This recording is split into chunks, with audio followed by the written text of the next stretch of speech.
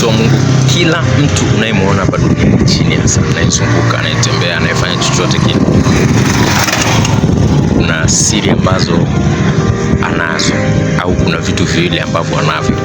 Kila mwanadamu unayemwona hapa chini, kila mwanadamu unayekutana naye, hivi vitu lazima awe navyo. Na vitu hivi wengi wao huwa wanajua kwamba wanavyo na kuvielewa.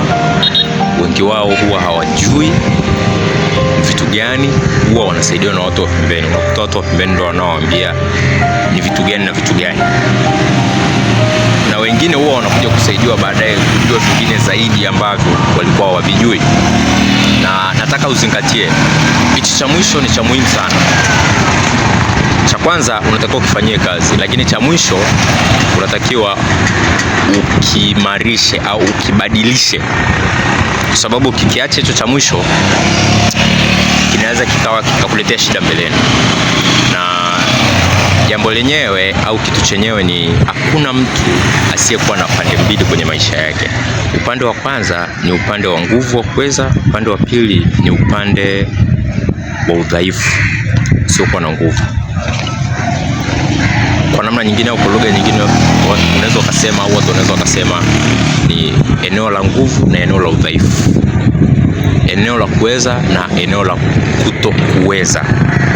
Na kuna watu wengi wamekuwa wakijisifia na kujificha na kujitetea kwenye eneo la pili la udhaifu, kwamba ndio udhaifu wangu bwana, niache. Wengine wanakuta ni mtu wa hasira za analipuka haraka haraka, nasikia ndivyo nilivyo bwana, niache. Ndio kawaida yangu bwana, niache. Ndivyo nilivyo bwana, ndio udhaifu wangu, niache. Mimi ni mtu wa hasira sana, niache. Which is not good in other place. Inaweza kukuletea shida sehemu nyingine, inaweza kukufungia baadhi ya vitu, inaweza kukufungia baadhi ya milango kwenye maisha yako. Kwa hiyo unatakiwa ifanyie kazi ili kuibadilisha. Lakini katika eneo la kuweza pia nalo unatakiwa uliboreshe zaidi, usiliache kama lilivyo. Kuna watu ukikutana nao, yani for the first time, ile first impression, tumekutana mara ya kwanza, yani ile kuzungumza maneno mawili matatu, anakuambia wewe una kitu fulani, ukikifanyia kazi kitakutoka maisha. I tell you the truth. Kuna watu wengi ambao wana uwezo wa kujua kabisa, kutambua kitu gani ambacho mtu anacho ambacho ni potential kwake.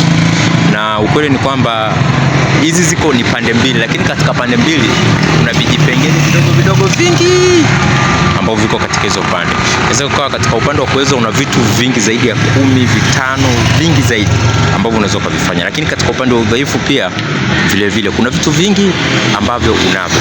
Kwa hiyo ni vizuri ukajua ni upande upi ambao una nguvu na upande upi ambao ni udhaifu. Ule ambao una nguvu uboreshe, ule ambao ni udhaifu ubadilishe. Utoke kwenye udhaifu uje kwenye nguvu nao. Uwe na siku njema. Mungu akubariki.